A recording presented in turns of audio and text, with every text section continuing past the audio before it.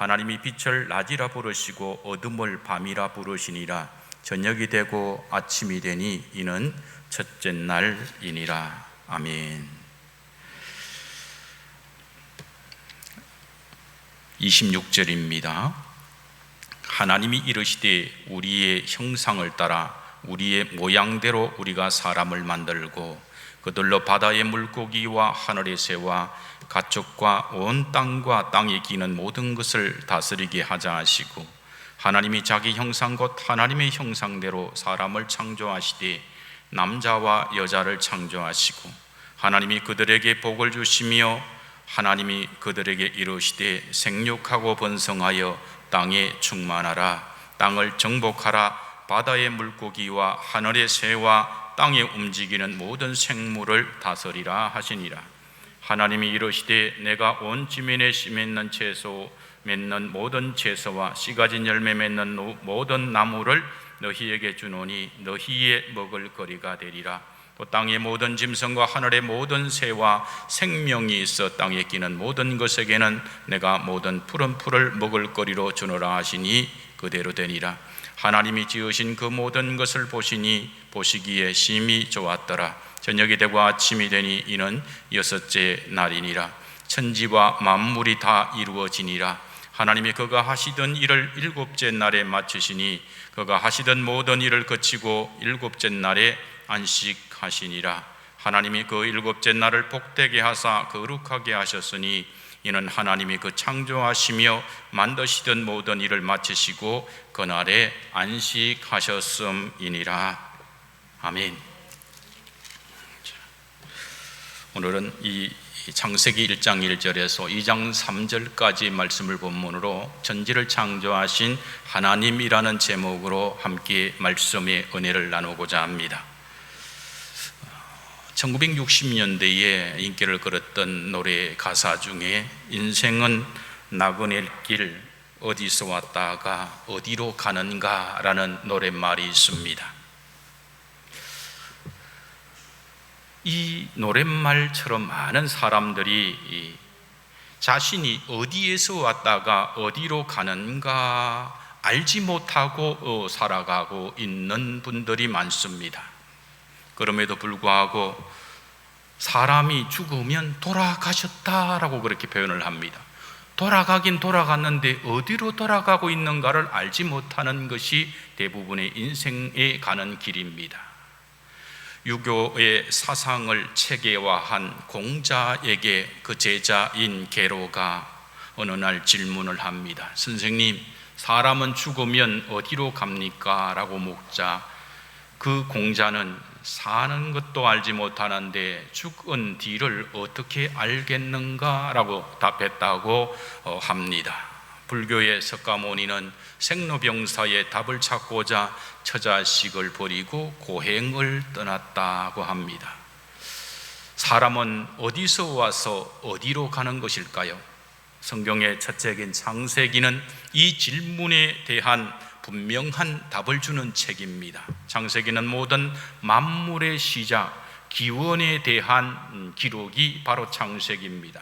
창세기는 공자나 석가 그리고 세상의 종교나 지식으로는 알 수 없는 깊은 오묘한 진리를 우리에게 가르쳐 주는데, 만물의 시작, 우주의 시작과 생명의 시작, 죄의 시작으로 인해서 죽음이 들어온 것, 그리고 생명의 부활에 대해서 우리에게 알려주고 있습니다.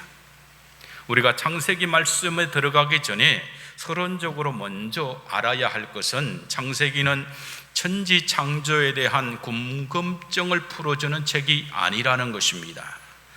이 창세기는 우리에게 창조의 비밀을 과학적으로 풀어주려고 의도적으로 기록된 책이 아니라 인간의 구원에 대한 책이기 때문에 그렇습니다. 성경은 예수 그리스도를 통한 하나님의 구원 계획을 알려주고자 기록된 책입니다.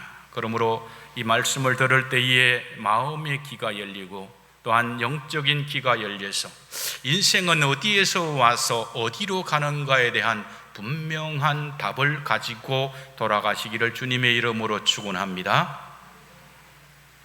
첫째, 오늘 말씀을 통해서 하나님께서는 세상의 설계자이며 창조주이심을 알려주고 있습니다.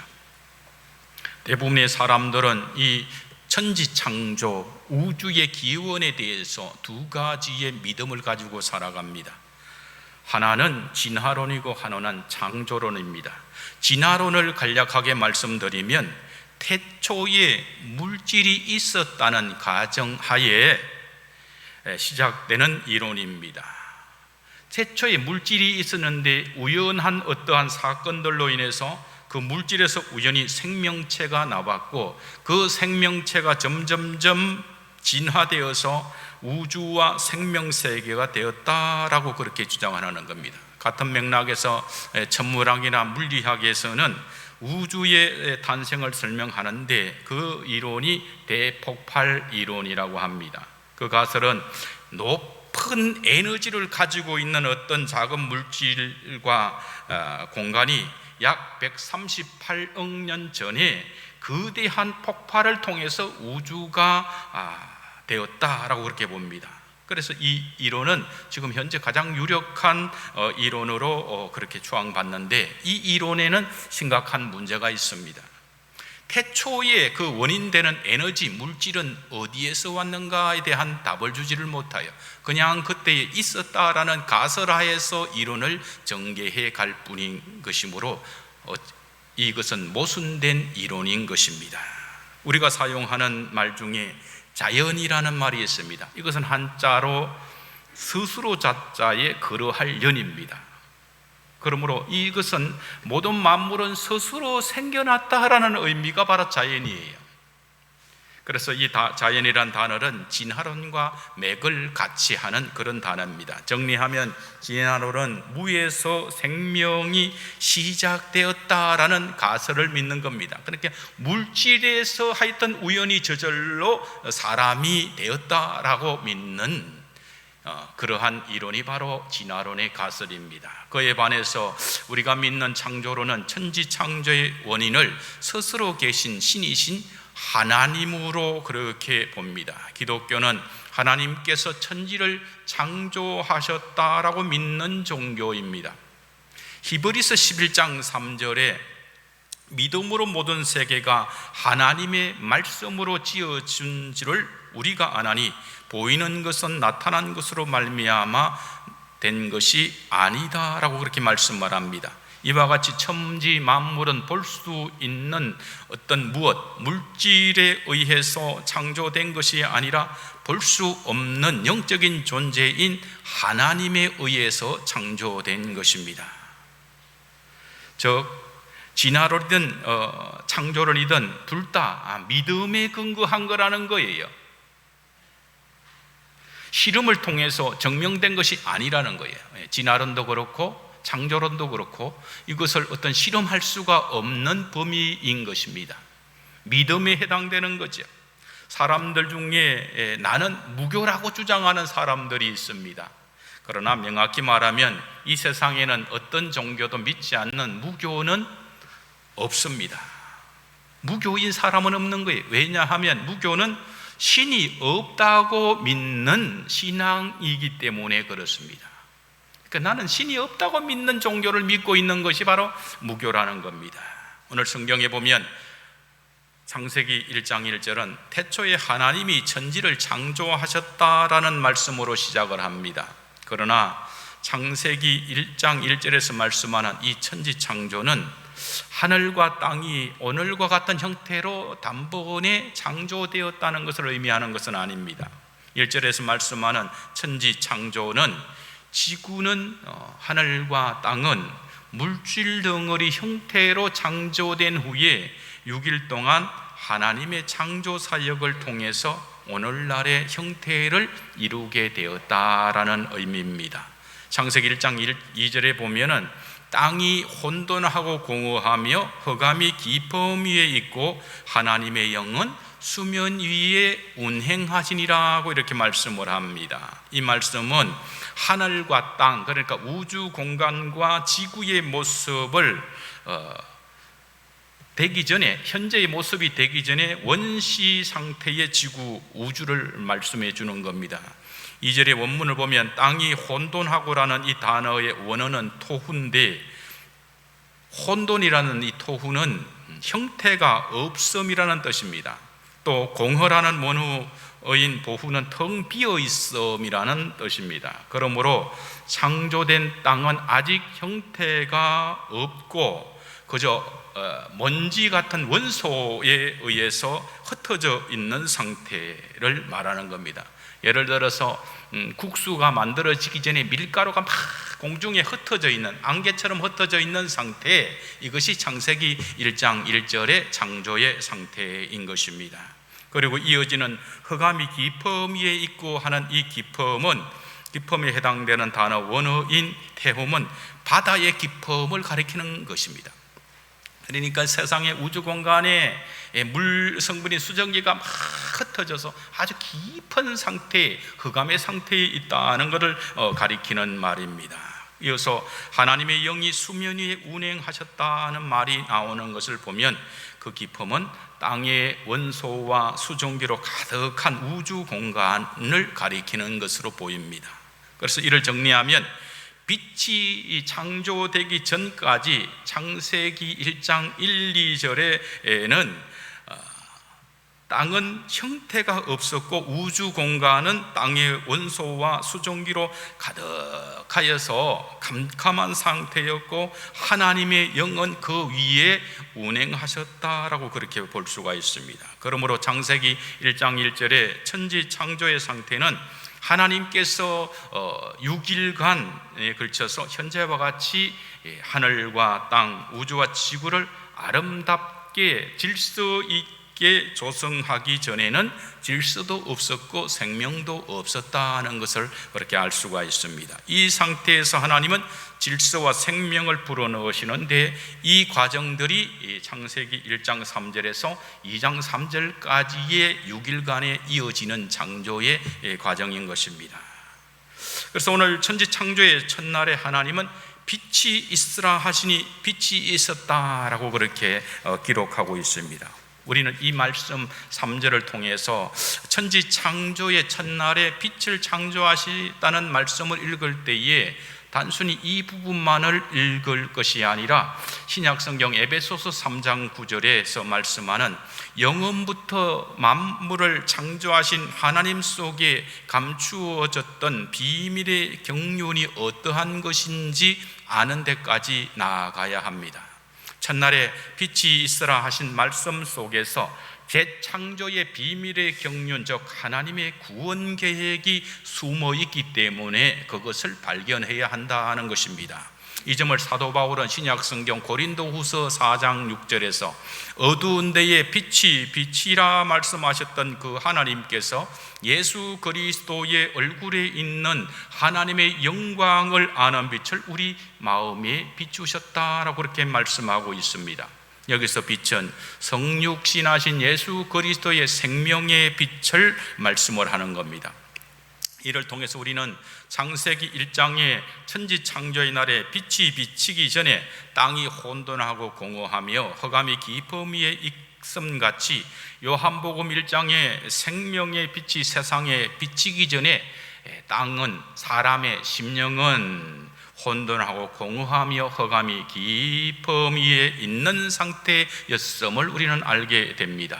그런데 창세기 1장 4절에서 하나님이 빛이 있으라 하심으로 빛이 있었고 빛이 하나님이 보시기에 좋았더라가 그러한 상태가 된 것처럼 혼돈과 공허, 흑암의 상태인 사람의 심령에 복음의 빛이 비칠 때에 하나님이 보시기에 좋은 상태가 되는 것입니다. 이 상태를 이사야 9장 2절에서는 흑암에 행하던 백성이 큰 빛을 보고 사망의 그늘진 땅에 거주하던 자에게 빛이 비치도다라고 그렇게 말씀을 합니다. 그리고 이어지는 6절에서 큰 빛으로 오신 예수 그리스도를 말씀하는데 이는 한 아기가 우리에게 낳고 한 아들을 우리에게 주신 바 되었는데 그의 어깨에는 정사를 메었고 그의 이름은 기묘자라 모사라 전능하신 하나님이라 영존하시는 아버지라 평강 평강의 왕이라 할 것임이라고 이렇게 예수 그리스도가 빛으로 오심에 대해서 예언하고 있습니다. 요한복음 1장 9절에서는 참빛 곧 세상에 와서 각 사람에게 비추는 빛이 있었나니 하고 이사야의 예언이 이제 이루어지는 예수 그리스도가 생명의 빛으로 오셨음을 증언하고 있습니다. 그래서 창세기 1장에서 빛이 있기 전에는 하나님의 영은 수면에 운행하고 있었습니다. 그와 같이 생명의 빛인 예수님을 영접하기 전에는 성령이 우리의 심령, 우리의 몸에 임하실 수가 없었습니다. 그런데 빛이신 예수 그리스도를 우리가 영접함으로 하나님의 성령이 우리의 심령에 임재하게 된 것입니다. 다시 이어지는 1장 4, 5절의 말씀을 보면 빛이 하나님이 보시기에 좋았더라. 하나님이 빛과 어둠을 나누사 하나님이 빛을 낮이라 부르시고 어둠을 밤이라 하시니라고 이렇게 말씀하는데, 하나님께서는 빛과 어둠을 나누셨어요. 어두움은 창조된 것이지 아닙니다. 어둠의 상태는 빛이 없는 상태가 바로 어둠의 상태인 것입니다. 그래서 요한복음 1장을 보면 생명의 빛이신 예수님께서 세상에 오셨지만은 주님을 영접하는 빛의 자녀와 거부하는 어둠의 자녀로 갈라지는 것을 보게 됩니다. 빛이 어둠의 빛이 돼 어둠이 알지 못하더라고 말씀하기 때문에 그렇습니다. 그러므로 마태복음 13장 49절에서 50절의 말씀에 보면 세상 끝에도 이러하리라. 천사들이 와서 의인 중에서 악인을 갈라내어 불못불에 던져 넣으리니 거기서 울며 이를 갈리라 하고 빛과 어둠이 나누어지듯이 의인과 악인이 나누어질 것을 말씀합니다. 마지막 날에는 알곡과 가라지가, 알곡과 쭉정이가 갈라지는 거예요. 그 알곡과 쭉정이가 갈라지는 현상이 지금 이 코로나 현상에서도 나타나고 있잖아요. 어려움이 오니까, 코로나의 어려움이 오니까 빛과 어둠으로 쫙 갈라지듯이 알곡과 가라지, 알곡과 쭉정이가 탁 분리되는 것을 보게 되는 겁니다. 그것이 우리가 한국교회를 통해서 볼 수 있는, 영적인 눈이 있는 자들은 이것을 볼 수가 있는 것이죠. 다시 창세기의 본문으로 돌아갑니다. 1, 2절을 보면 하나님은 첫째 날에 원시 우주와 지구를 창조하셨습니다. 창세기 1장 1절의 상태가 바로 원시 상태의 지구입니다. 우주입니다. 수증기가 쫙 하고 땅의 성분인 원수가 흩어져 있는, 형태가 없고 물질 덩어리 상태에 있는 그 지구를 창세기 1장 1절에서의 창조의 상태라고 할 수가 있습니다. 그러므로 이 하나님께서 이제 이 원시 상태의 지구를 창조하는 과정을 보면 첫째, 둘째, 셋째 날은 그 틀, 그러니까 그릇을 만든다고 이해하시면 됩니다. 그리고 셋째, 넷째, 다섯째, 여섯째 날에는 그 안에 틀에 채우는 과정으로 창조를 하고 계시는 겁니다. 이것을 보면 첫째 날에 빛을 창조하시는 거예요. 그리고 이 빛이 넷째 날에 빛을 발산하는 우주의 별들과 지구에 연관되는 태양과 달이 창조되는 그러한 순서로 되고, 둘째 날에는 하늘과 바다를 창조하시는 겁니다. 그래서 다섯째 날에는 하늘에 나는 새와 바다에 사는 고기를 창조하여 거기를 채우고, 셋째 날에는 땅이 솟아나게 하시고, 여섯째 날에 그 솟아난 땅에 살아갈 가축과 짐승을 창조하시고 난 뒤에 마지막으로 이 모든 것을 다스리고 관리할 사람을 창조하시는 순서로 창조가 진행되고 있습니다. 그래서 오늘 본문은 이 중요한 주제를 다루기 때문에 창조의 6일의 과정을 다 말씀할 수는 없는 거예요, 시간상. 그래서 그러나 우리가 알아야 할 것은 우주 만물은 저절로 우연히 생겨난 것이 아니라 하나님께서 창조하셨다는 것입니다. 그러므로 그리스도인들은 우주의 만물을 감상해야 되는 거예요. 즐겨야 되는 거예요. 그러고 난 뒤에 그것을 관리하는 자로 세움을 받았다라는 것을 확고히 해야 되는 거예요. 여기 확고히 하지 않으면 어떻게 되느냐 하면 로마서 1장 25절의 말씀처럼 하나님의 진리를 거짓 것으로 바꾸어 피조물을 조물주보다 더 경배하고 섬기는 어리석은 자의 위치로 낮아지게 되는 거예요. 그렇게 되면 어떻게 됩니까? 이것을 다스리는 존재로 사람이 창조되었는데 오히려 이러한 피조 세계를 섬기는 자, 숭배하는 자가 되는 거죠. 태양과 달에게 복을 비는 거예요. 태양신 라가 있고, 우리도 저 어릴 때에 달에게 소원을 빌어 달을 섬기는 거죠. 또 어떤 거예요? 나무. 동네 입구에 보면 우리 이 동네 밑에 나가보면 강변으로 내려가기 전에 굵은 나무에 제사를 지내는 거예요. 거기에 복을 비는 거죠. 또 어떤 거 있습니까? 바다에는 용왕신이 있다고 해서 우리 보면 심청전이 바로 용왕에게 복을 빌기 위해서 인당수의 심청이를 인신제사로 드리는 그러한 것의 기록이 바로 심청전입니다. 그래서 이러한 것, 이런 것들, 피조물에게 우리가 그걸 잘 관리하는 책임이 있는 사람이 오히려 그것을 신으로 섬기고 복을 비는 어리석은 자들이 되는 거예요. 그래서 사람들이 보면은 나무에 어떤 형상을 만들어 거기서 복을 빌고, 돌로 어떤 부처상을 만들어서 거기다가 복을 빌고, 경산을 지나보면 복을 주는 갓바위가 있는 경산입니다 라고 아직도 그런 내비게이션에 안내를 하고 있는 것은 참으로 안타까운 현실, 바로 미련하여서 진리를 거짓으로 바꿔서 피조물을 조물조보다 더 경배하고 섬기는 인간의 모습이 지금도 이루어지고 있다는 것을 알게 되는 겁니다. 그러므로 우리는 그러한 어리석은 자가 되어서는 안 되는 것을 교훈받아야 합니다. 두 번째로, 인간은 하나님의 형상으로 설계되었음을 말씀하고 있습니다. 26절에 보면 청지 창조의 6일째의 주인공인 인간 창조에 대해서 좀 더 자세히 기록하고 있습니다. 왜요? 주인공이기 때문에 그렇습니다.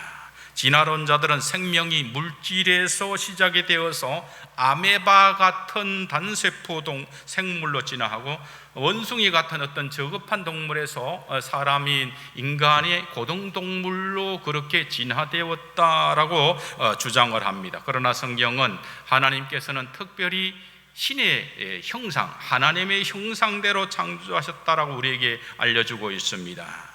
사람이 하나님의 형상으로 지음받았다라는 것은 사람의 영적인 특성을 가르쳐주고 있는 겁니다. 사도 바울은 에베소서 4장 24절에서 하나님을 따라 의와 진리의 거룩함으로 지으심을 받은 새 사람을 입으라 그렇게 말씀을 합니다. 이 말씀을 통해서 우리는 사람은 의와 진리의 하나님의 거룩한 형상대로 지음받은 존재임을 알게 되는 겁니다. 그러나 하나님의 형상이 사람이 범죄함으로 인해서 그 형상을 잃어버린 상태가 되어버린 것입니다. 그러므로 고린도후서 5장 17절에서 누구든지 그리스도 안에 있으면 새로운 피조물이라 이전 것은 지나갔으니 보라 새 것이 되었도다 하신 말씀을 통해서 우리는 그리스도 안에서 우리 하나님의 잃어버린 형상을 다시 회복할 수 있음을 알게 되는 것입니다. 27절에서는 하나님이 자기 형상 곧 하나님의 형상대로 사람을 창조하시되 남자와 여자를 창조하셨다고 합니다. 하나님께서 사람을 남녀로 창조하신 1차적인 목적은 뭘까요? 바로 출산입니다. 하나님의 창조의 출산을 통하여 남자와 여자가 인간을 창조하는 과정에 참여할 수 있도록 하나님께서 복을 주셨다는 거예요. 그래서 이러한 하나님의 창조의 사역에 동참함으로 인해서 생육하고 번성하여 땅에 충만한 복을 주시기 위해서 하나님께서는 남자와 여자를 창조하셨다는 것입니다. 시편 127편 3절에서 5절에 보면은 자식은 여호와의 주신 기업이요 태의 열매는 그의 상급이로다. 젊은 자의 자식은 장사의 수종의 화살 같으니 이것이 그 전통에 가득한 자는 복되도다라는 거예요. 자식이 많은 사람은 복이 있다라는 거죠.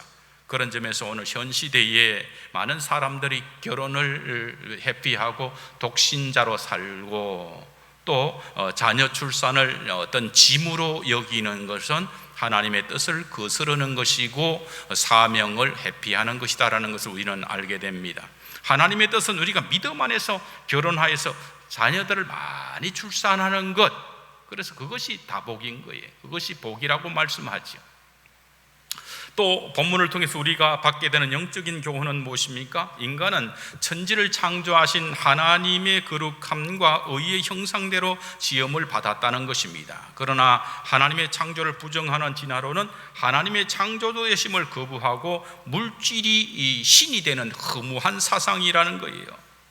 물질에서 만들어진 사람은 인생의 의미나 가치가 없고 벌레나 어떤 티끌, 먼지와도 본질적으로 차이가 없는 거예요.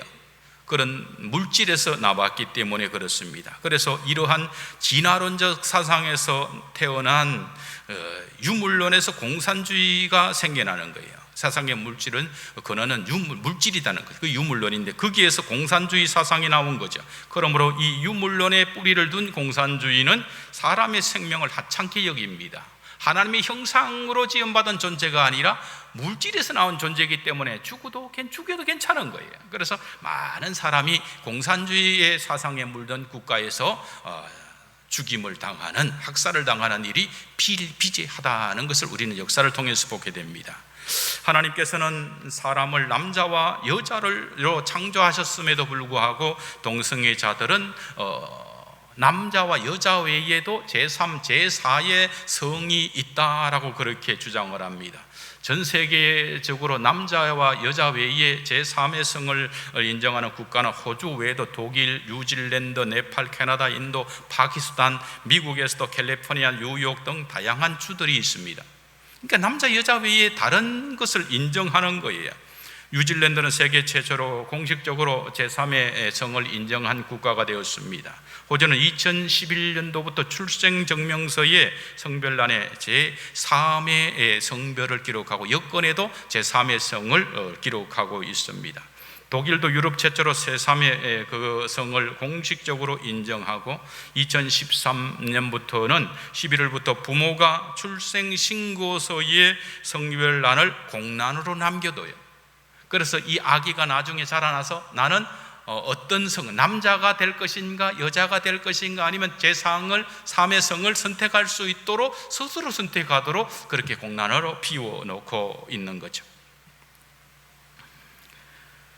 남성, 여성 이 이분법적인 성별을 거부할 수 있는 선택권을 준다는 그런 의미입니다.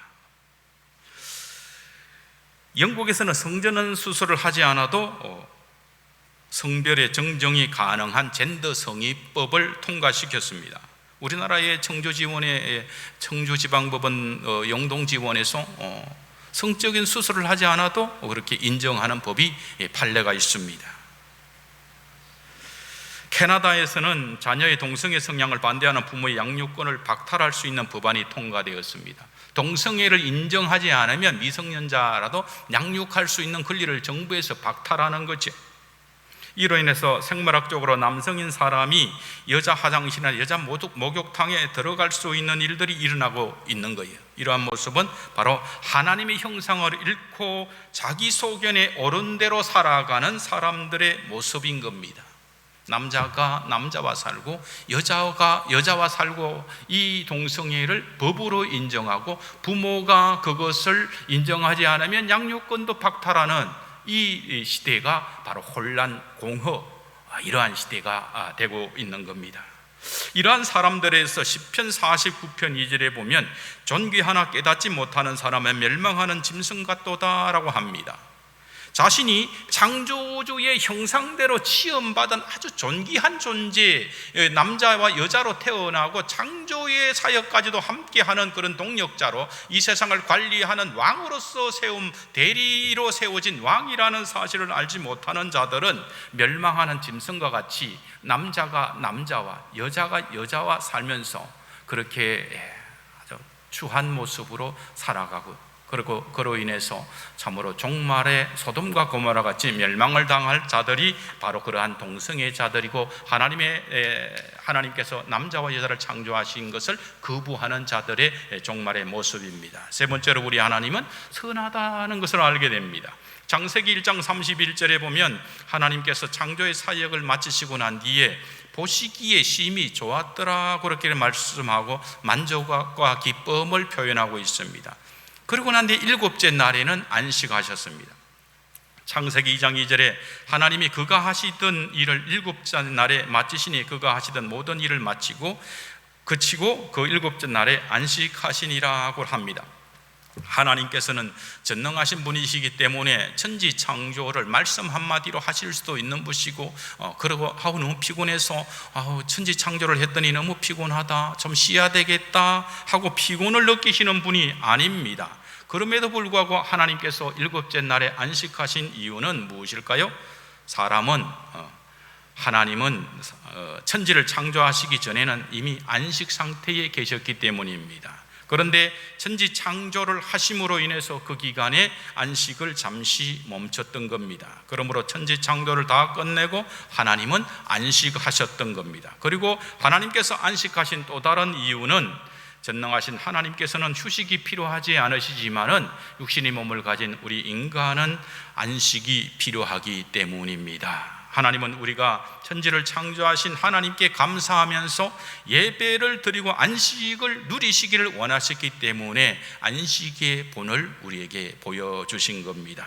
에덴 동산에서의 아담과 하와의 삶은 안식 그 자체였습니다.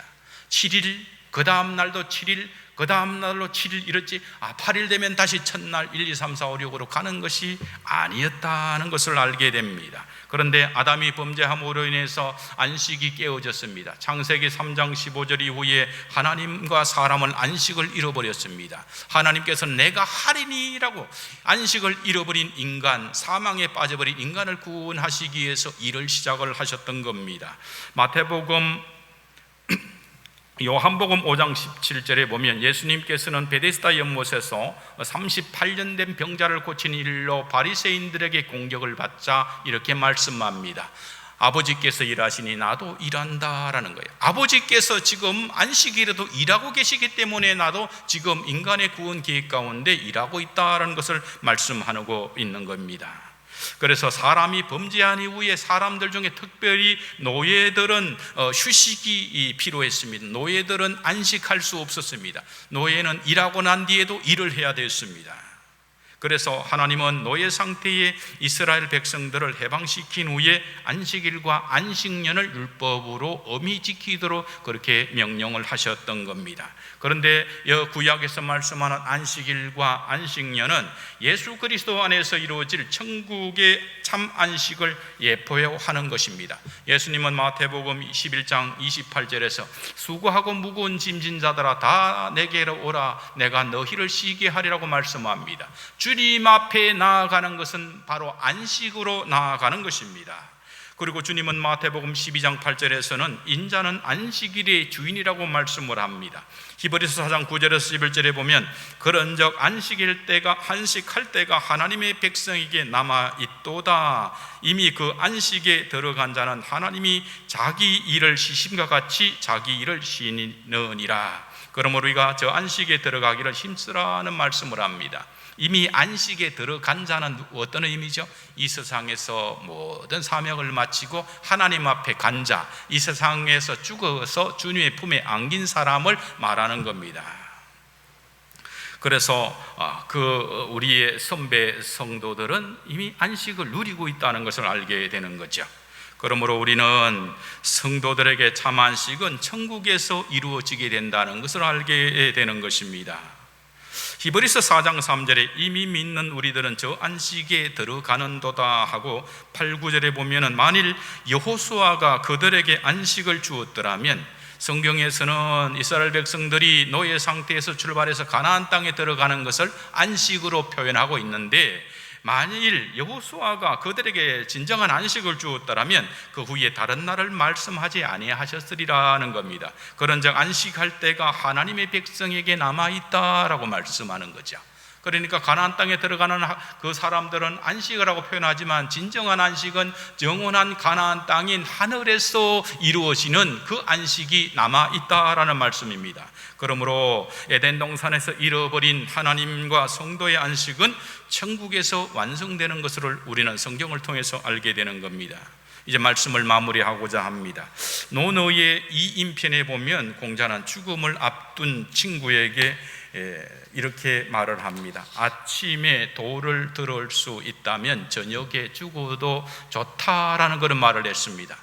공자는 도가 도대체 무엇이기에 죽어도 좋다는 극단적인 말을 하면서까지 도에 대해서 얘기하고 있을까요? 석가모니는 29세 때에 왜 인간은 태어나고 늙고 병들고 죽는가, 즉 생로병사의 종교적인 의문을 가지고 출가했습니다. 온갖 고행을 끝에 35세에 그가 보리수 나무 아래서 깨달은 것은 인생은 팔고라는 거예요. 8가지 고통에 있다는 것입니다. 시간상 몇 가지만 생로병사에 관한 것만 소개해드리면은 우리가 태어났다는 것은 바로 아픔의 뿌리이다. 태어나서 늙게 되는 것 또한 아픔이다. 살아가면서 병이 들면 아픔을 뼈저리게 깨닫는다. 삶을 언젠가는 마무리 지어야 한다는 것에 아픔을 깨닫는다. 이 세상에 아무리 사랑하는 사람이 있고 소중한 재물이 있어도 언젠가는 정리해야 될 때가 온다는 것이 바로 아픔이라는 거예요. 그래서 불교에서는 인생을 고해의 바다, 고통의 바다라고 표현을 합니다. 그래서 석가모니가 깨달은 것은 인생은 고통의 바다다 라는 것입니다. 근데 불교가 웃기죠. 윤회라는 거예요. 사람이 선을 베풀면 사람으로 태어나는데 사람으로 태어나면 또 고해의 바다다, 고통의 바다다, 그것을 말씀하고 있는 거예요. 그러므로 이 석가모니는 인생의 이 고통에 대해서 깨달았지만 이 고통의 문제를 해결할 수 있는 답은 제시하지 못했다. 그것이 바로 인간의 죄인의 한계인 것입니다. 그래서 석가모니가 이것을 깨달은 이후에 2500년이 훨씬 지났지만은 지금도 절에 보면은 스님들이 동안그 하안거를 하면서 생로병사의 깨달음을 얻기 위해서 108번뇌를 끊기 위해서 끊임없이 수행을 하고 있는 거예요. 그래서 석가모니가 80세에 식중독으로 죽으면서 제자들에게 끊임없이 수행하고 정진하라, 그렇게 명을 내렸던 거예요.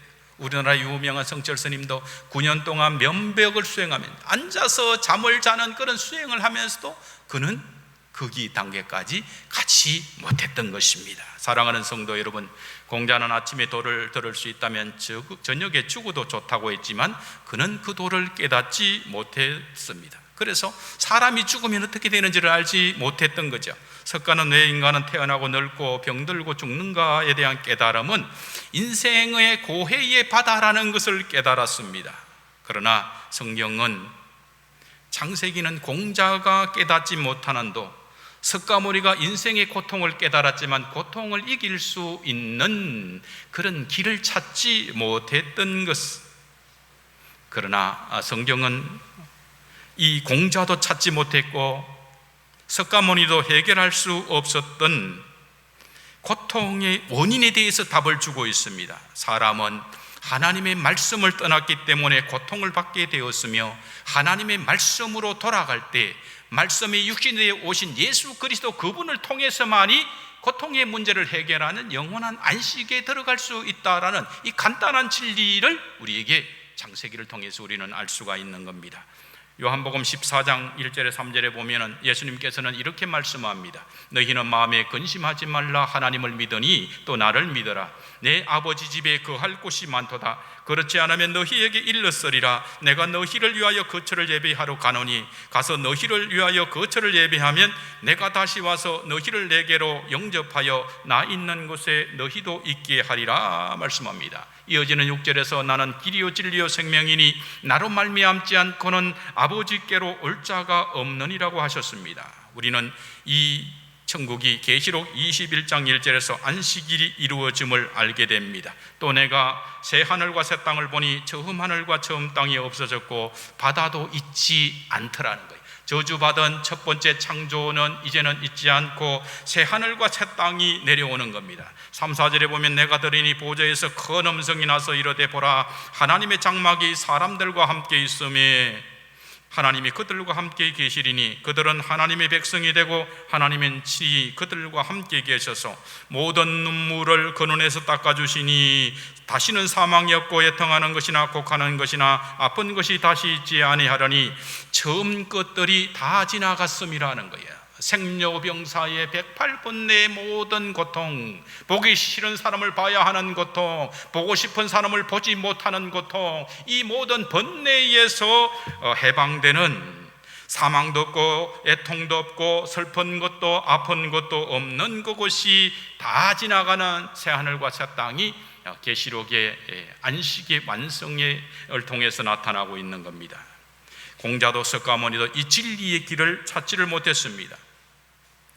그러나 오늘 성경이 말씀하는 이 진리의 길, 예수 그리스도를 통해서 인생의 모든 생로병사의 고통을 이기고 사망 근세를 이기고 부활하신 예수 그리스도를 통해서 안식을 누리는 사랑하는 성도 여러분 되기를 주님의 이름으로 축원합니다. 기도하겠습니다. 아버지 하나님, 크신 은혜를 감사합니다. 천지를 창조하신 하나님, 그러나 그 천지 만물 중에서도 저희를 하나님의 형상대로 창조하셔서 모든 피조 세계를 다스리고 하나님을 예배할 수 있는 왕으로 저희들을 세우셨음에도 아버지 하나님이여 피조물된 자신의 본분을 잃어버리고 하나님과 같은 위치에 서고자 했던 교만을 통해서 하나님을 잃어버리고 구원에서 생명에서 사망으로 떨어진 그러한 존재가 되었습니다. 우리를 구원하시기 위해서 하나님은 창세기 3장 25절 이후에 지금까지도 예수 그리스도를 보내시고 일하시고 계셨으며 그로 인해서 우리가 생명의 길, 하나님 앞으로 나아가 영원한 생명의 안식을 누릴 수 있는 길을 열어주시니 감사합니다. 유교의 공자도 알지 못했고 불교의 석가모니도 깨닫지 못하고 답을 찾지 못했던 생명의 길, 예수 그리스도를 통해서 영원한 안식에 들어갈 수 있는 길을 열어주시니 감사합니다. 이 깊은 진리의 말씀을 전하여 싸우니 성령이시여 저들의 심령 가운데 영적인 길을 열어주셔서 이 말씀의 진리 가운데 든든히 서서 좌로나 우로나 치우치지 않고 주님 앞에서 영원한 안식을 누리며 평강을 누리는 복을 마음껏 누리며 살아가게 하옵소서. 우리를 구원하신 주 예수 그리스도 이름으로 축복하며 기도드리옵나이다. 아멘.